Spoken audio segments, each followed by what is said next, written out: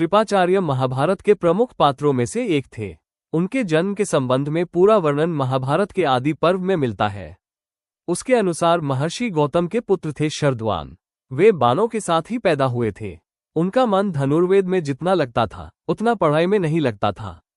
उन्होंने तपस्या करके सारे अस्त्र शस्त्र प्राप्त किए।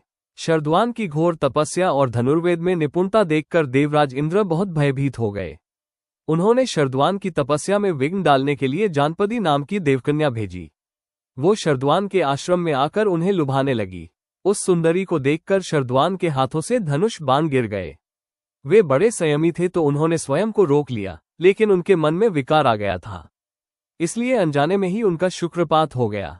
वे धनुष, बाण, आश्रम और उस सुंदरी को छोड़कर तुरंत वहां से चल गए। उनका वीर्य सरकंडों पर गिरा था, इसलिए वो 2 भागों में बंध गया। उससे एक कन्या और एक पुत्र की उत्पत्ति हुई। उसी समय संयोग से राजा शांतनु वहां से गुजरे। उनकी नजर उस बालक व बालिका पर पड़ी। शांतनु ने उन्हें उठा लिया और अपने साथ ले आए। बालक का नाम रखा कृप और बालिका नाम रखा कृपी। जब शरद्वान को ये बात मालूम हुई तो वे राजा शांतनु के पास आए और उन बच्चों के नाम, गोत्र आदि बतलाकर चारों प्रकार के धनुर्वेदों, विविध शास्त्रों और उनके रहस्यों की शिक्षा दी। थोड़े ही दिनों में कृप सभी विषयों में पारंगत हो गए। कृपाचार्य की योग्यता देखते हुए उन्हें कुरुवंश का कुलगुरु नियुक्त किया गया।